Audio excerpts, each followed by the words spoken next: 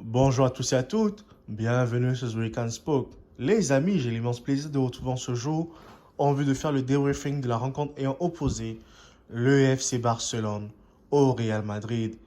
Qui plus est le classico de l'année. Un match à ne pas manquer pour tous les amoureux du football, particulièrement du FC Barcelone et du Real Madrid. C'était une rencontre à ne pas manquer, une rencontre à savourer devant son écran de télévision. Mais tout d'abord, les amis, j'aimerais qu'on félicite cette équipe du FC Barcelone. Oui, les gars, le FC Barcelone a certes perdu cette rencontre, mais le FC Barcelone a su martyriser le Real Madrid aujourd'hui. À un point où on avait tellement des interrogations en tête en se demandant est-ce que c'est le Real Madrid qui joue? Est-ce que cette équipe est capable d'être champion d'Espagne? Est-ce que cette équipe peut même remporter la Ligue des Champions? Tellement qu'elle était nulle, cette équipe du Real Madrid en première période, même durant 60 minutes de jeu, parce que c'est à partir de la 60e minute de jeu que le Real a commencé à jouer. Genre, on va dire qu'à 30 minutes de la fin, que le Real a commencé à déployer ses ailes, notamment avec les entrées de Eduardo Camavinga. Franchement, ce type, il mérite des titulaires. Et je l'ai déjà dit à plusieurs reprises ici sur cette chaîne, que Eduardo Camavinga n'a pas sa place sur un banc de touche. Il mérite des titulaires du début à la fin, chaque rencontre. Il mérite de les jouer à son poste de prédilection. Parce que les gars, quand il est rentré, même s'il n'est pas rentré seul avec Luka Modric, hein, mais Kamavinga, lorsqu'il est rentré, il a fait la différence, les gars. Quand il est rentré dans cette rencontre, il a déjoué l'équipe adverse du Barça. Il a posé de sérieux problèmes au Barça. Et ça, c'est bien comme ça quand on voit un grand joueur comme Kamavinga rentrer, produire du jeu, apporter de l'impact physique. C'est tout à fait honorable, c'est tout à fait louable de pouvoir le voir en fait. Malheureusement pour lui, il a de la concurrence. Moi personnellement, Tchouaméni, je ne vois pas ce qu'il apporte au Real Madrid, hein. Franchement, dans cette rencontre-là, Tchouaméni pour moi, c'est limite quoi. Limite, j'ai même envie de lui donner un 3. Un 3 sur 20. Tellement qu'il est nul, le type. Dans cette rencontre-là, il n'a pas vraiment fait grand-chose aujourd'hui. Il a été très nonchalant. C'est même lui qui ramène la balle pour que Gundogan puisse marquer ce but-là.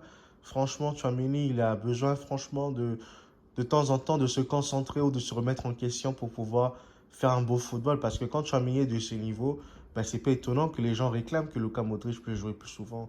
Même si aujourd'hui Toni Kroos aussi a été très nul. Mais cela n'est pas de leur faute aussi, il faut le dire. Parce que le Barça a su jouer. Le Barça a su franchement martyriser le Real Madrid en première période. Et même durant le retour des vestiaires, le FC Barcelone avait des occasions de but. Malheureusement pour eux, il y a un poteau d'abord qui vient encore une deuxième fois de plus sauver le Real Madrid.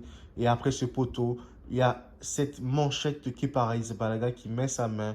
Genre, il empêche que le Real Madrid puisse concéder un but sur une frappe de Araujo. Franchement, que dire de cette équipe du Real Madrid aujourd'hui qui a été chanceuse avec deux poteaux et un arrêt magnifique de Kepa. Et que dire encore de la performance majuscule de Antonio Rudiger. Parce que ce type, je pense qu'il monte en puissance. Et de temps en temps, il commence un peu à s'imposer dans cette équipe du Real Madrid. À un point où il nous fait quand même un peu oublier Eder Militao, qui a été vraiment bon. Et je pense que Rudiger a sa place au Real.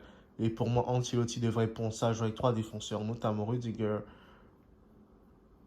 Eder Militao, David Alaba. Même si pour moi, Alaba, hein, franchement, les gars, je pense qu'Alaba, il a montré ses limites. Ce n'est pas un défenseur central de formation, c'est un latéral, je crois, droit. Il joue au même poste que Ferland Mendy de base.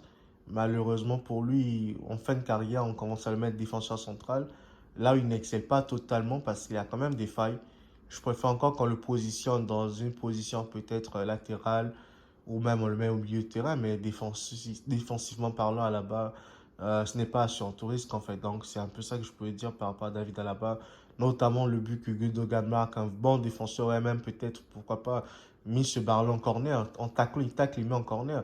Mais lui, il veut comme dégager dans l'axe ou sur le côté et malheureusement, pour lui, Gundogan met le pied, il contre cette balle et il a l'occasion d'ajuster qui est pas sur un face à face en fait dans lui seul, il a le secret en fait. Donc pour moi, c'était ça un peu.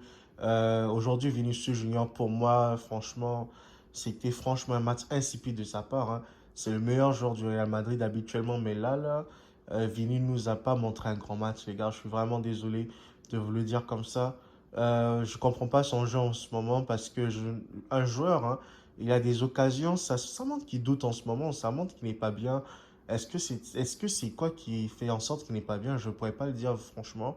Mais Vinicius Junior, en ce moment, il doute tellement, fait que ça se ressent dans son jeu, ça se voit dans les décisions qu'il prend dans la rencontre. Il n'arrive pas à faire les différences, même si Araujo l'a vraiment percuté dans cette rencontre aujourd'hui. Il a un point où il avait même peur de pouvoir faire des dribbles contre Araujo aujourd'hui. Et même quand il n'arrive pas, je trouve que Vinicius Junior aujourd'hui, il ralentit le jeu du Real Madrid. Avec cette rencontre, il n'a pas franchement été à son meilleur niveau. Et je pense qu'il a besoin de vraiment, vraiment plus s'entraîner que de répondre à des provocations, que Vinicius Junior puisse se concentrer sur son football et qu'il doit mettre dans sa tête qu'il n'est pas encore tout à fait une grande, grande star. Parce que Vinicius Junior, les gars, il doit avoir un ballon d'or dans sa vie. Malheureusement, en dispersant son énergie, oui, je suis d'accord avec les batailles qu'il mène. Elles sont nobles, les gars. Elles méritent d'être faites. Mais j'aimerais plus qu'il se concentre sur son jeu, qu'il essaye vraiment de simplifier son jeu, même s'il peut faire des dribbles, même s'il peut faire tout ce qu'on veut là, parce que le beau jeu, c'est ça, les gars. À l'époque, quand je me rappelle, on aimait le football espagnol à cause du beau jeu, la capacité à faire des dribbles, à faire des foulards, ce genre de choses, lever tout un public. C'était ça, Ronaldinho, la spécialité de Ronaldinho. Mais aujourd'hui, je suis quand même choqué d'écouter des gens qui se plaignent parce que Vinicius Junior dribble trop, Vinicius Junior crée du un contre un. Non, les gars, Vini aujourd'hui, il fait ce que Ronaldinho faisait dans le temps et que tout le monde aimait voir. Mais moi, ce que je reproche à Vinicius, c'est quoi? C'est que dans un match comme celui d'aujourd'hui, il n'arrive pas à faire la différence. Il faut qu'il simplifie son jeu, qu'il fasse des passes, qu'il essaye de percuter, aller en un contre un parce qu'il y a il y a des balles qu'il perd bêtement. On lui fonce dessus, l'arbitre ne va pas siffler faute pour lui. Donc, il doit comme donner de la passe et permettre aux autres d'avancer. Donc, c'est ce que moi, je reproche à Vinicius Junior. Mais le reste, il peut faire des dribbles, faire tout ce qu'il veut. Ça, c'est normal. C'est le football qui l'exige, en fait. Et c'est le beau jeu qui veut ça. Donc, c'était un peu ça. Et que dire de la performance de jeu de Bellingham, les gars? Qu'est-ce qu'on va pas dire sur le jeu de Bellingham? Ce type est magnifique, les gars. Franchement, je ne suis pas surpris de le voir à ce niveau. Parce que nous qui suivions depuis Bellingham, hein, depuis de longues années déjà, quand il était du côté de Dortmund, on se rappelle que c'est un joueur talentueux, un joueur franchement efficace, un joueur clinique, un joueur qui n'a peur de rien. Et cette vidéo est dédiée à Jude Bellingham, les gars. Franchement, Jude Bellingham, c'est le top niveau, les gars. Le Real Madrid, cette année, n'a pas voulu recruter d'attaquants parce qu'ils se sont dit qu'ils avaient comme quoi Bellingham hein, pour porter l'attaque. Mais quand Bellingham est en difficulté, comme on a vu aujourd'hui, avec un Gabi qui ne l'a pas lâché une seule seconde, les gars, avant que Gabi ne sorte, mais Bellingham, c'était l'enfer pour lui. Et il n'a pas su exister. Heureusement pour lui, il a pu exister à partir du moment où Gabi a été remplacé. Et ça, c'est beau à voir, comme on voit Bellingham dans sa forme. Quand on voit Bellingham est capable de marquer sur des frappes sèches, quand on voit que Bellingham est capable de marquer comme un renard de surface, c'est tout à fait beau et c'est magnifique à voir. C'est magnifique de voir un joueur comme Bellingham de son talent jouer de la sorte. Et je pense qu'au Real Madrid, il va encore exploser. Au Real Madrid, il va encore apporter davantage. Il va encore faire du beau jeu.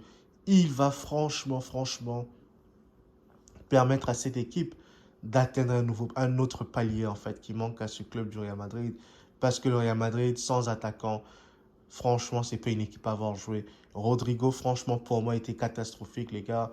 Franchement, j'ai l'impression que Rodrigo, il a un problème. Je suis sûr qu'il n'est pas heureux ou bien il a franchement de sérieux problèmes, mais il donne pas pleine satisfaction en ce moment, Rodrigo. Et c'est pas bon de voir quand on voit Rodrigo qui n'est pas en forme, qui doute un peu. C'est inquiétant, en fait, les gars. J'aimerais que Rodrigo, franchement, puisse retrouver sa joie de jouer au football, qu'il puisse redevenir performant comme il a toujours été au Real Madrid, afin que cette équipe puisse être complète, en fait. Et que dire de l'entrée de José Lu, qui a fait une très belle entrée, qui a monopolisé l'attention de Christiansen et de Martinez sur lui, ce qui a permis à ce qu'il y ait des espaces, des ouvertures pour les autres joueurs. C'est ça, quand le Real joue avec une pointe, ça change tout et ça crée de la différence, les gars. Et Modric qui a fait franchement une très belle rentrée, même si le but de Bellingham n'était pas une passe ou un geste technique, c'est juste parce qu'il a loupé son contrôle. Et ça a profité à juste Bellingham, les amis.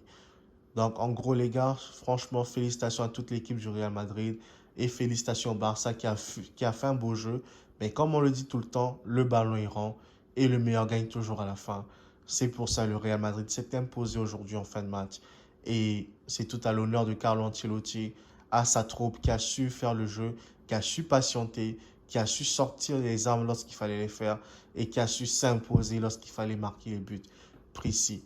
Donc les gars, franchement, quant à moi, je vous dis à très bientôt. Si vous avez aimé cette vidéo, n'oubliez pas de liker, commenter et partager cette vidéo autour de vous afin qu'un grand nombre de personnes puissent s'abonner à notre chaîne, les amis, car cette chaîne, elle est à vous et c'est vous qui la faites vivre, les amis.